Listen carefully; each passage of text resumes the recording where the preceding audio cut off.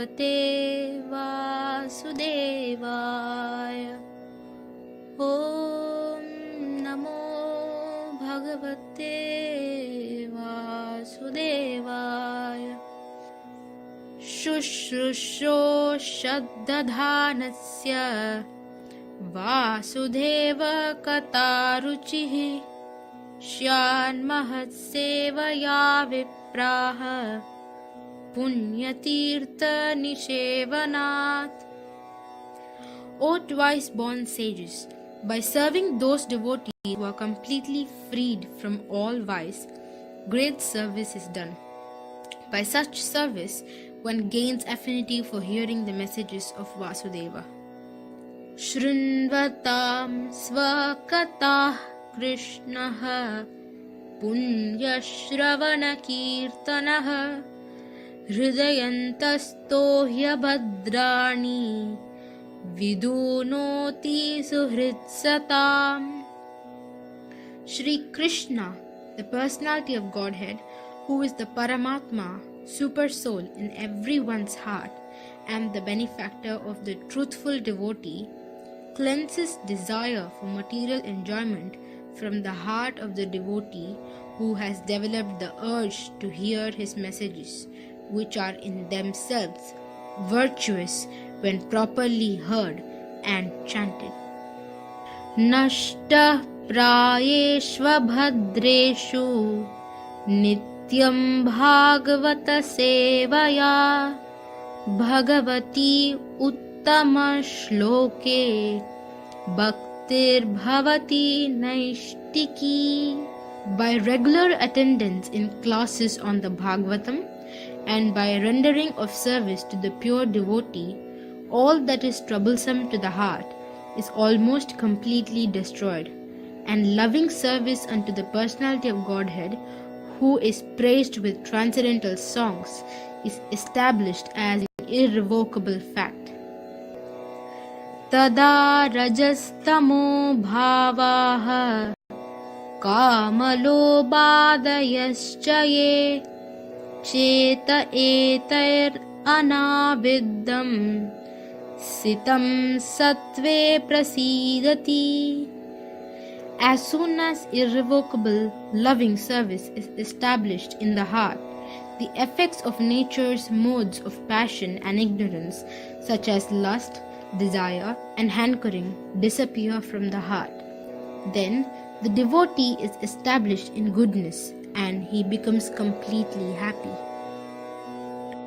Evam prasanda manaso bhagavad bhakti yogatah bhagavad tattva vijnanam mukta sanghasya jayate. Thus, established in the mode of unalloyed goodness, the man whose mind has been enlivened by contact with devotional service to the Lord gains positive scientific knowledge of the personality of Godhead in the stage of liberation from all material association. Vidyate hridaya grantish chidyante sarva samshayah क्षीयन्ते चास्य कर्माणि दृष्ट एवात्मनीश्वरे.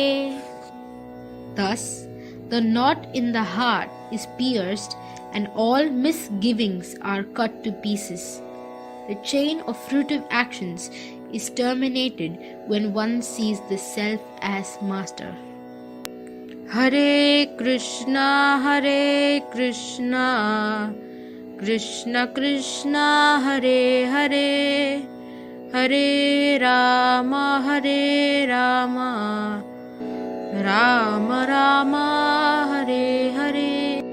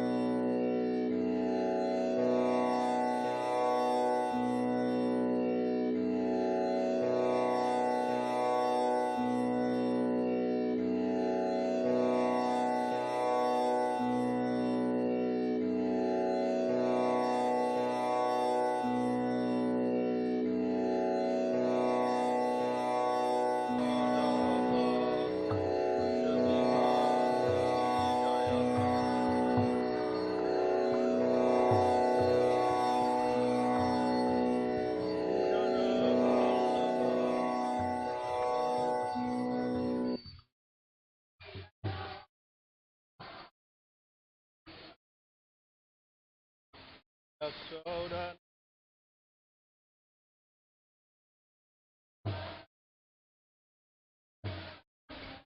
Ramunati Ava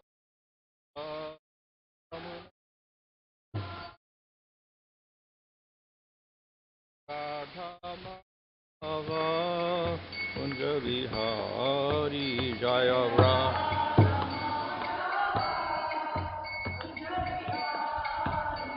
Hare Krishna Krishna Krishna Hare Hare Hare Rama Rama Rama Hare Hare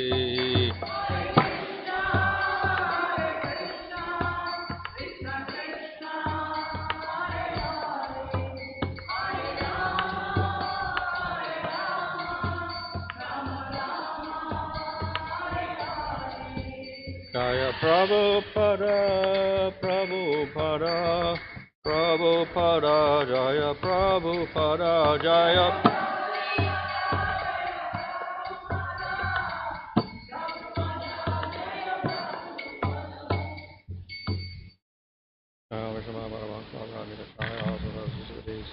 Bhaktivedanta Samsara Prabhupada Ki Jai, Haridas Thakur Ki Jai.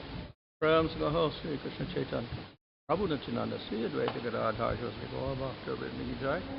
We see Radha Krishna Gopa Govida Shama Kunda Radha Kuda Gita Govardhan Ki Jai. Shri Vrindavan Dham Ki Jai, Navadavdham Ki Jai. Gang Shimona Tulasi Bhakti Devi Ki Jai. Ananda Koti Vaishnava Vrinda Ki Jai. Samaveta Bhakti Vrinda Ki Jai. Go Premanandi. All glories to assembled devotees, all glories to assembled devotees, all glories to assembled devotees. All glories to Sri Guru and Shikaranga, all glories to Sri Prabhupada. Om Namo Bhagavate Vasudevaya. Om Namo Bhagavate Vasudevaya. Om Namo Bhagavate Vasudevaya. Om Vishnu Padaya Krishna Bhutadesh Mani Bhaktivedanta Swami Nityanamane Namaste Saraswati Devi Gauravani Prachadane Nirvashesha Punyavari Paschacharya Charadane Sri Krishna Chaitanya Prabhu Nityananda Sri Advaita Gadadhar Shri Bhaktivinoda Hare Krishna Krishna Krishna Hare Hare Hare Rama Rama Rama Hare Hare. Reading from Srimad Bhagavatam, Canto 10, Chapter 84, verse 23. Nayam Vedantyami Bhupa Eka Ramasta Vishnaya Maya Javanika Chandam Atmanam Kalam Ishwaram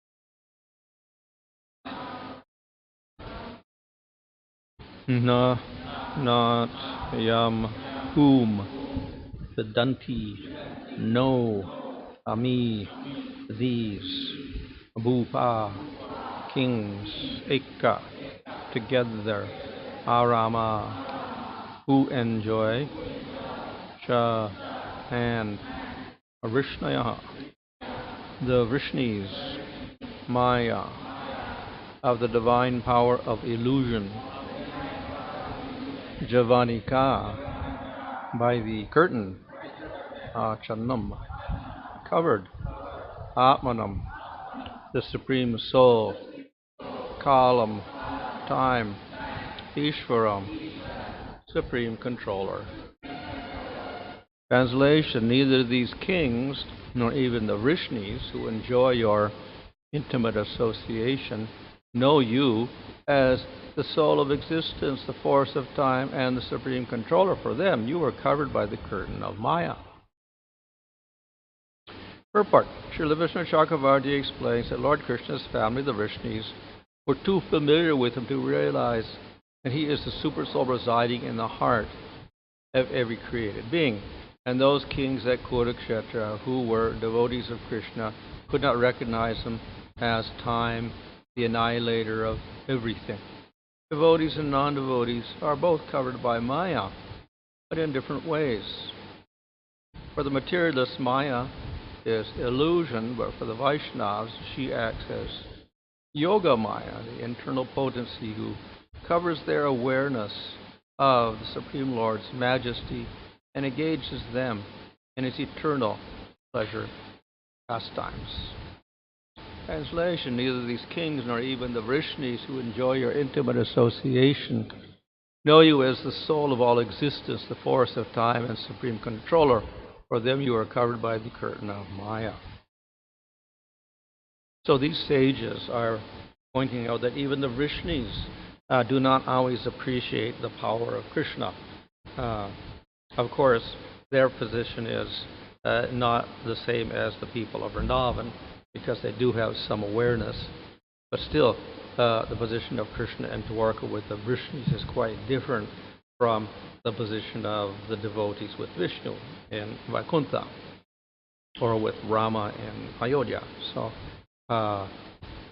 still with the people in Vrindavan or in Dwarka, there is a intimacy that is not there in the other forms of the Lord. So one of the reasons, of course, is that the Vrishnis have Krishna as their relative. Because of this, there is a close tie with them. And because of that close tie, the aspect of Supreme Lord gets somewhat covered up. Not completely, but somewhat covered up. In Vaikuntha, we don't see many people related to Vishnu. He doesn't have, dynasty, a family, or whatever like that. Of course, with Rama we do, but with Vishnu we don't. So the relationship with the family also gives rise to some sort of intimacy. Similarly, of course, if someone is the mother and father, that's a very intimate relationship. And we have Vasudeva and Devaki in Dwarka, who are mother and father. So they have intimate relationship with Krishna. Still, they have some awareness of Supreme Lord, so their Vatsalya is not so strong as that of Yasoda and Nanda. Now in Vaikuntha we don't see Vatsalya Rasa. That type of relationship is not there at all. And of course we don't have much friendship either. So even though the Vrishnis are related to Krishna, there are also many of them in a dasya relationship of being like a servant of Krishna, even though he is family member. And of course in Vaikuntha everybody is dasya, or a servant of Vishnu. But a little more intimacy in the relationship of the Vrishnis with Krishna, because he is their relative. The sages here explain why this is so. So they say you are covered by Maya. Maya Javanika, a screen of Maya, covers up the powers of the Lord so they don't see him, they see something else. As the purport explains, there are two types of Maya. In the material world we have a Maya that covers things also. So we do not see objects as they really are. And we have all sorts of projections on those material elements and objects as objects of attraction. So that is a Maya which is an aspect of the Maya Shakti, the Achit Shakti of the Lord. That Achit Shakti has Maya, or illusory power, as one of its qualities. And through this quality, the jivas fall into ignorance, or ajnana. And consequently, they end up with material bodies and karma and suffering in the material world. The Maya of the spiritual world has a different function. It is similar in one sense because it hides things. So in the material world, the truth is hidden and we end up with something very false. In the spiritual world, things become hidden, but what remains is not false. It is not some illusory thing. It is also real. So the yoga maya of the spiritual world acts to simply not manifest certain aspects which are true, but other things remain true or factual. So it does not produce ignorance in the sense of the material world produces an illusion of something false, and consequently you get karma, except suffering. So, for pastimes, this yoga maya functions to hide certain aspects of the truth to increase the taste of rasa. So this, of course, must happen to some degree, because if everybody in the spiritual world had all knowledge and had no ignorance, then there would be no excitement for anybody. Everybody would know what was going to happen next. Everyone would know what the Supreme Lord is going to do. So the excitement that we find in pastimes would not be there. So the excitement of the pastimes is that no one knows what's going to happen next. But if they all knew, oh, that's Krishna's already, we already know what he's going to do, so then there would be no excitement there. So this is one function, that it adds some excitement to the pastimes of the spiritual world. We also understand that everything is always new and fresh. So if everybody always knows everything, it becomes all known and not fresh anymore. Boring, because we already know it. But everything is always very fresh there. And even if the pastimes repeat themselves, they don't think that it was repeated. So it looks like they don't remember it at all. So, although certain pastimes may be repeated, it is always ever fresh. So that means they forgot. So it's a type of ignorance. In that one sense, ignorance. But it is not the same as material ignorance, because it simply produces more joy for the devotees there in the spiritual world. It doesn't produce karma and suffering. Similarly, the devotees have a particular identity. But we also know that in the spiritual world we have the devotees there, like Nanda and Yasoda and the cowherd boys, etc. We also have them in the material world, but they come with Krishna. And we have them in different universes also. But they're not aware of that other form in the spiritual world when they're doing the pastimes here. In other words, they're having pastimes with Krishna here, but they're not thinking, oh, well, actually, we had this pastime already in the spiritual world 5 days ago or whatever like this. So they don't think, I have two bodies and I'm doing simultaneous like that. No, only aware of that one particular body. So they're not aware of their expansion, doing something else with Krishna in another universe or in the spiritual world, etc. So again, limitation of their knowledge and awareness for certain reasons of pastimes. Similarly, Vishnu Chakravarti explains that when Krishna went away to Mathura and then he went to Dwarka, actually, in another form, Krishna came back to Vrindavan after 3 months, and another form of the Brajabasis was with Krishna. And then there was another form that was not with Krishna. So 2 different forms, in separation and in union. But one was not aware of what the other was doing. So we had 2 sets of Brajabasis simultaneously existing. One in union with Krishna, one in separation. And they're completely unaware of the other form. So all of this is arranged by Krishna's Achintya Shakti and Yoga Maya and so many other Shaktis involved in this arrangement. For the particular Shakti which, say, covers or blocks certain amounts of awareness of those devotees, this we call the Yoga Maya potency. So this is the spiritual Maya.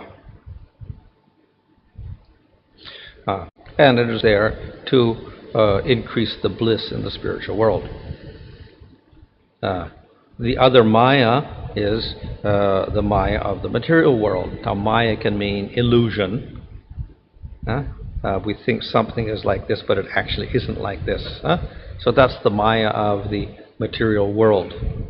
And we call it false. It gives us false information. So, though the Maya of the spiritual world limits the jivas there to certain perceptions, it doesn't create anything false for them. So it only increases their bliss all the time. So it operates quite differently from the Maya of the material world. Now, another meaning of Maya actually is knowledge and mercy. So it has opposite meanings also. Maya can mean, illusion, which is a negative thing. It can also mean something positive. The positive energy of the Lord that gives knowledge and mercy. So in the spiritual world, the Yoga Maya is actually, you can say, a type of knowledge and a type of mercy as well. So therefore, we do have spiritual ignorance as one source. In the sense that the jiva gets limitation on his knowledge in the spiritual world. But it functions as part of the internal Shakti of the Lord, not the external Shakti. It's not the Achit Shakti at all. It's part of the Chit Shakti of the Lord. So therefore there's no fault in it at all. It's completely wonderful for the jivas. Of course, for the Lord, even the Achit Shakti has no fault. For the jivas, yes, it is faulty because we fall into illusion due to association with the Achit Shakti. And we identify with material body, we do material activities, we get karma, we get birth after birth in the material world. So that is a fault on the part of the jiva by contacting Prakriti in the material world. The Lord produces or manifests this Achit Shakti, and He supervises it in the material world through the Purusha avatars, but He's never affected by it. That's the difference between the Supreme Lord and the jiva. The jiva, the material, will get affected by it negatively. So the Supreme Lord is not affected by that Achit Shakti at all. But its particular function is to manifest the material world, Achit objects, which the jivas then think are very wonderful. So the Maya that manifests in the Chit Shakti is quite different. The Achit Shakti is quite different from the Chit Shakti. Achit means no consciousness, not spiritual at all, it's dead. But then we think it's wonderful. The Chit Shakti is full of consciousness, it's fully spiritual. It's not different from the Supreme Lord Himself in the spiritual world. It doesn't cover anything, it enhances the Supreme Lord and the spiritual world. And of course, it is through this Chit Shakti that everything in the spiritual world becomes manifest. So the Yoga Maya is part of that. So in other words, it is intrinsic that spiritual Maya is intrinsic to the spiritual world to manifest the activities and the bliss of the Supreme Lord. So very different from the Maya Shakti, which is Bahiranga Shakti. It's got nothing to do with the Lord in the spiritual world at all. It's only because of the jivas that we have the material Maya. So that Yoga Maya is intrinsic to the Sarup Shakti of the Lord, the Chit Shakti, and it functions for pastimes in the spiritual world. So automatically its function is completely different from material world. So we have a type of ignorance in the spiritual world. We have ignorance in the material world. So we can say that the material world is a reflection of the spiritual world. So we have similar things there. similar in one sense. So we have Maya there, ignorance in the spiritual world. We have ignorance in the material world. So something is there, but quite opposite. So that ignorance in the spiritual world produces spiritual bliss. Ignorance in the material world produces suffering. Completely opposite results. And jivas get completely bewildered by this Maya Shakti in the material world. So, therefore, we do have similarities between the spiritual and material worlds, but quite different. So there's that we can say is there in all aspects. So we have relationships in the spiritual world. We call them rasas, like Shantarasa and Dasya and Sakya and Vatsalya and Madhurya rasas in the spiritual world. We have the same in the material world, but they're all covered by Maya, all related to Maya and the material world. So quite different, and quite opposite. So therefore, Madhurya rasa is highest in the spiritual world. Material world, particularly the adharmic type, becomes completely low and most critical. It's the lowest. Parakya in the material world becomes the lowest thing. So we have a reversal of the rasas. And in the spiritual world, Shanta rasa is at the bottom and Madhurya is at the top. Material world, Madhurya rasa is at the bottom and Shanta rasa at the top. And finally we get impersonalism coming out of that. So, and of course below Shanta rasa is impersonalism, so it's the very bottom of the spiritual world. And this becomes the whole goal, to get out and get liberation and go to Brahman. That's the goal. Artha, Dharma, Kama, and then Moksha, and get Brahman realization. That becomes the goal in the material world. So, exactly opposite.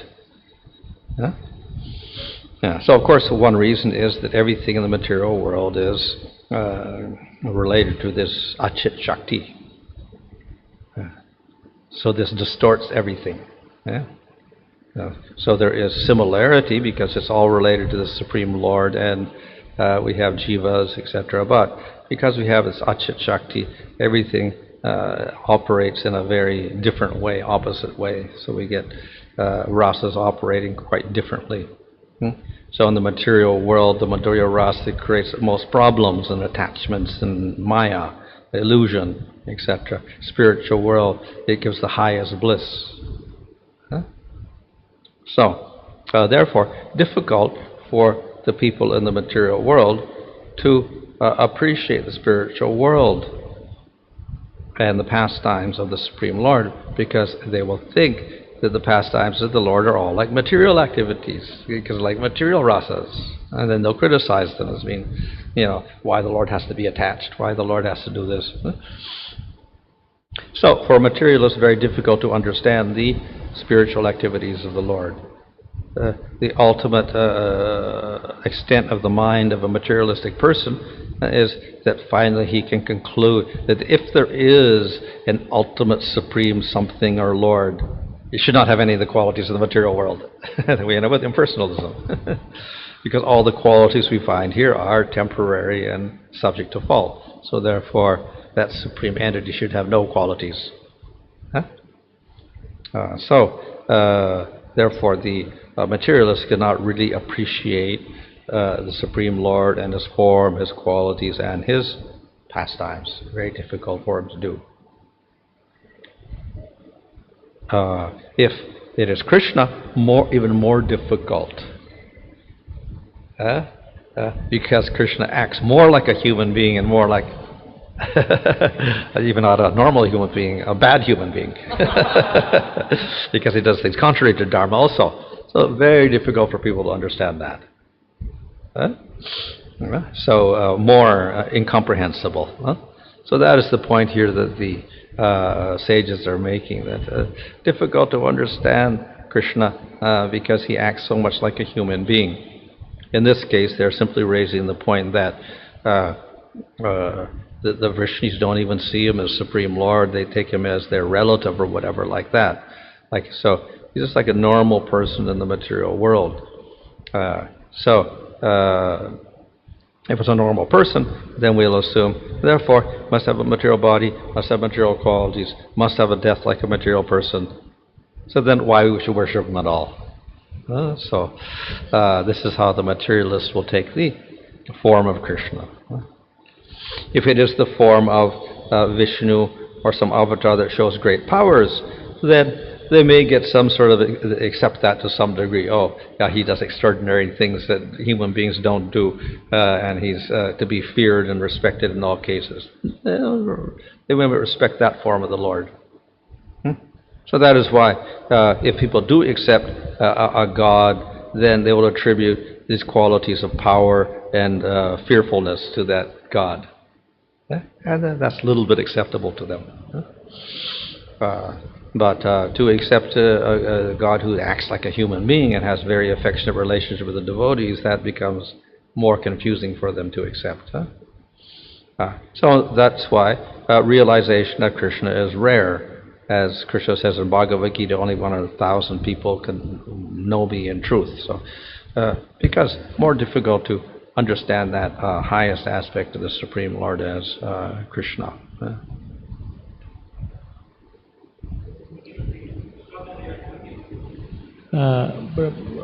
Normally people of the material accept Vishnu more than Krishna, but actually we see Krishna is displaying more extraordinary powerful activities than Vishnu himself in one sense. Krishna is displaying more extraordinary activities than Vishnu in terms of power also, like lifting Govardhan Hill or killing Kaliya. Or he does, but they're somewhat hidden, so the other people don't see that. The people of Vrindavan appreciate it, other people don't appreciate it so much. Devatas see it, other people don't see it. So as Vrindavan activities had to limit, all the people didn't see that. Rishnis didn't see it even. Of course, Indra appreciated it. He had a personal realization through that. Yes, Krishna does say he shows all greatness also, but it is somewhat restricted. So in Vrindavan he shows Brahma that he's higher than Vishnu, but people of Vrindavan don't see that, other people don't see that. It's limited to Brahma, he sees it. So often the power is, that Krishna shows is a little bit limited. Well, depending on the when a Yogamaya act upon different devotees. But the other point is, of course, that even if Krishna does show powers, if one is a materialist, one will think of all the material-like qualities he has, and then think, oh, that's not, maybe it's magic, like when Krishna showed the universal form to Duryodhana. Then he said, oh, some magic he's doing. We don't believe he's the Supreme Lord. Guess he's just so tricky anyway that he's just doing some fooling thing like this. So even if they see something extraordinary, they will not accredit it until him being God. They'll say, oh, he's just doing some trick, that's all. With regard to the Yogamaya acting upon during the pastimes, is it that different devotees experience a different degree of bliss at the same time, in the same pastime? Yeah, according to rasa. Like in Govardhan pastime, different people were looking at Krishna. So the gopis experienced Madhurya rasa, the cowherd boy Sakya rasa, and the elders Vatsalya rasa. So each type of devotee, according to rasa, gets a different type of bliss in the pastime. Sometimes they don't even see the pastimes, some pastimes. So the elders don't even see the Rasa Leela, for instance. And sometimes, and they don't see Krishna killing many demons also, when he's out with the cowherd boys. But when they all see, then they see differently also according to their particular viewpoint, their rasa. When this Yogamaya, is it only for the Prema Bhaktas, or is it also play upon the level of Bhava Maharaj? The Yogamaya? Well, we can say Bhava also to some degree, but generally we see it operate in Krishna in relation to the Siddha devotees in pastimes. Maharaj, you were explaining that how Yogamaya and devotees forget or they don't remember. But Maharaj, here we see that we read the pastimes of the Lord in the books, and then we hear them again, and then, I definitely get the feeling that I've heard this before. What's that? You were explaining that how the pastimes happen in the spiritual world, and devotees there feel, oh, this is happening for the first time. They don't remember the previous happening. Probably that's how the Ashtakali Leela and other things happen, and they feel it's new. But in our case, Maharaj, it's like, we have heard this story before, we know this pastime, we know that. It's in our case, it's like, lot of repetition. We're supposed to read it again and again. And we are told read Bhagavad Gita many times, Bhagavata many times. Well, some people forget immediately. They're very ignorant. So this is material ignorance if we forget. And if we remember, of course, you can say it's a spiritual intelligence that we remember those pastimes. So that is important for sadhana, that we don't have that type of ignorance. But this is about spiritual ignorance in the spiritual world, which is directly under the Lord, to increase the bliss of the pastimes. So they're different from the sadhakas. So we have to use our functions of buddhi and manas, etc., and memory power in the material world to help our advancement in the spiritual life. In the spiritual world, they don't have that buddhi and that manas and all that. They have spiritual, it's all spiritual, but then it's related to Krishna Shaktis. What I was thinking, Maharaj, is it that by reading the same pastimes in the material world from the scriptures, is it that there are newer realizations, that's why the same pastime remains new, and how is it? Definitely we know that all the, let's say the Bhagavatam or any spiritual literature is actually absolute, non-different from the Lord. So though it may have look like it is limited by having a certain composition and certain words, actually it is also unlimited. So that is why the devotees can relish those works like the Bhagavatam, because even if they hear it many times, every time they hear the same verses, then they may get some different realization in it. And so it has infinite possibilities within it.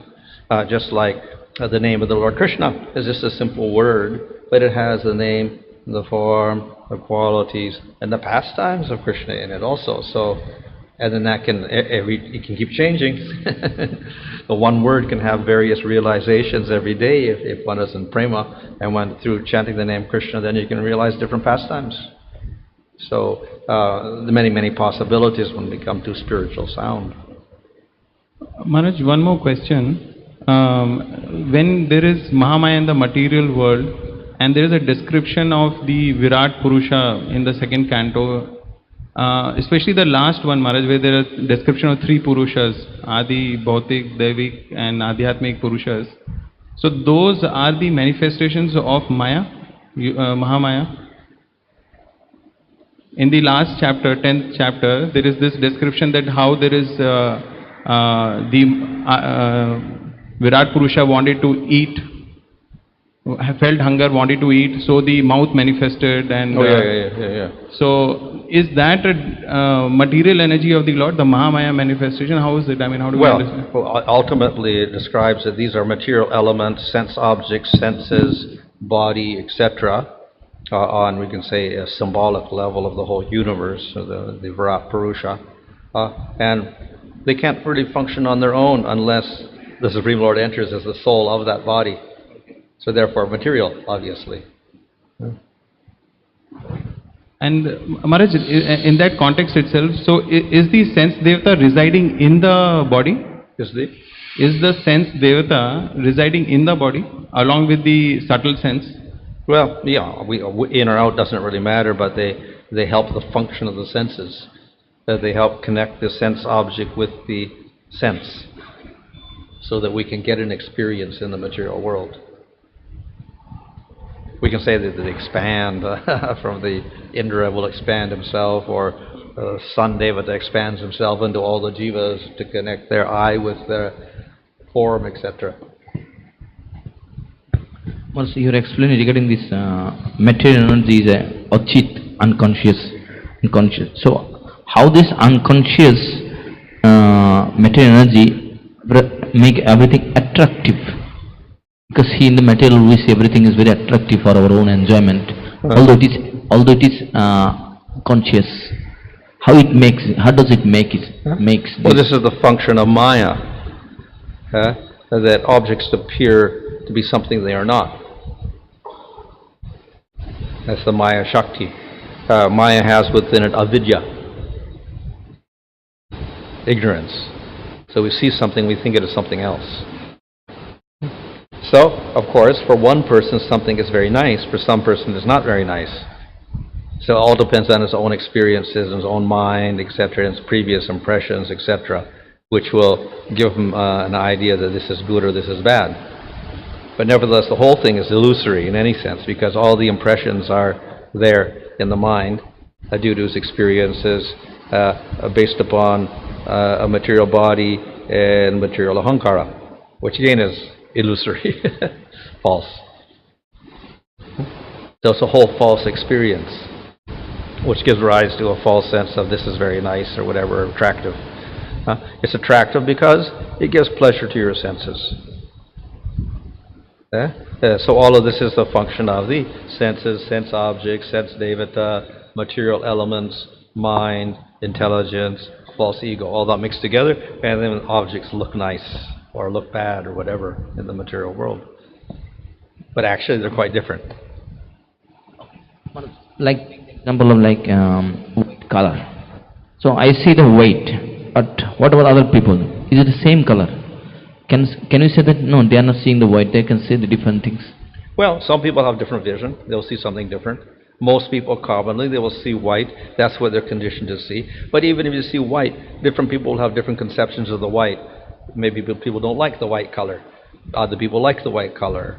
Other people are neutral to the white color. So the white is tinged by various impressions they have already of like or not like.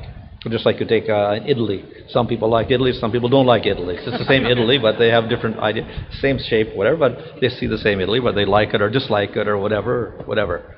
So everything is tinged. Of course, generally, we have common perception of common objects. Yeah. But that also is conditioned by our upbringing. And if we don't have that upbringing, we may not see the object like that at all.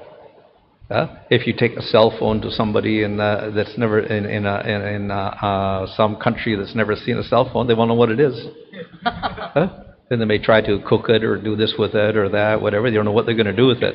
So it's a completely different object for them. And of course, if we go further, we'll see that young children, before they get conditioned and educated, whatever, they may see the world completely differently. And some children cannot adapt to it at all, so they never can't go to school because they don't add and subtract and do things like what normal people do because they don't see the world in the same way. Or their minds completely sees things in a different way. So perception is relative, how we see things. So we're conditioned to say it must be like this, and logically connect things together in a certain way, and generally people fit into that pattern. So we say that person's civilized. They don't fit into that pattern, and they can't see everything like that, then they're called uncivilized. Or primitive, or no intelligence or whatever. But it's just a matter of how we perceive things. It's relative. It's one way of perceiving truth. Yogis perceive it differently. Devatas perceive it differently. Brahma perceives it differently, and Krishna perceives it differently also. All different. You don't see the world like we see it at all. Maharaj, same would be true for the spiritual world also. Yeah. Because there also devotees have different perceptions and different understandings.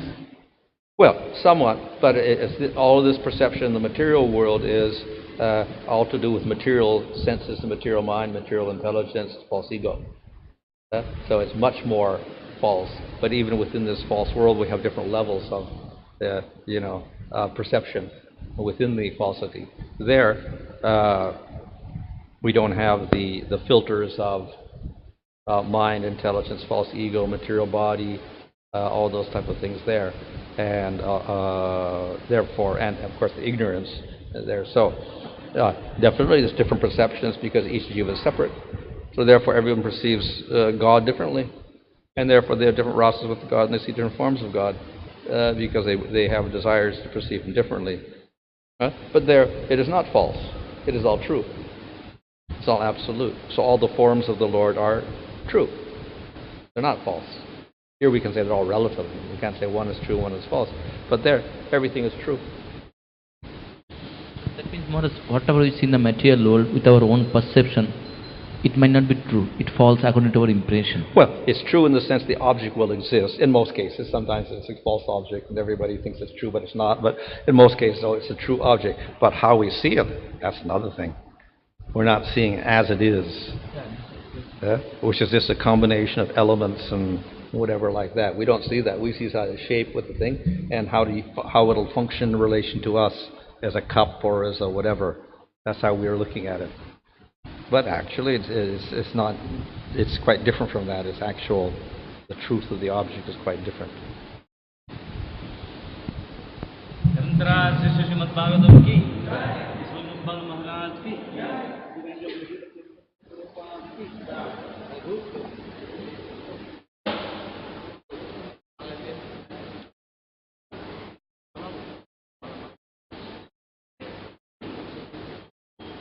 Om Namah Bhagavate Vasudevaya.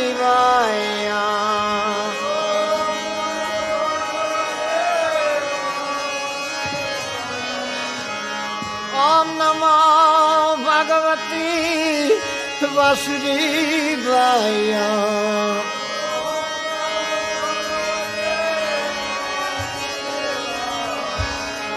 Om Namo Bhagavate Vasudevaya.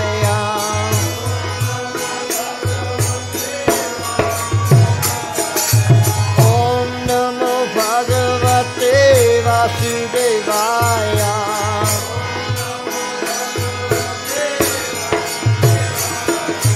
Om Namo Bhagavate Vasudevaya.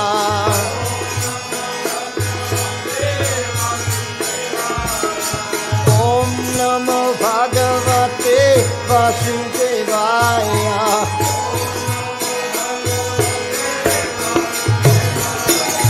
Om Namo Bhagavate Vasudevaya.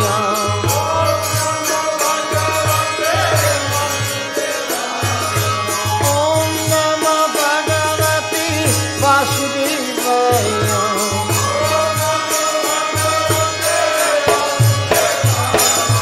Om Namo Bhagavate Vasudevaya.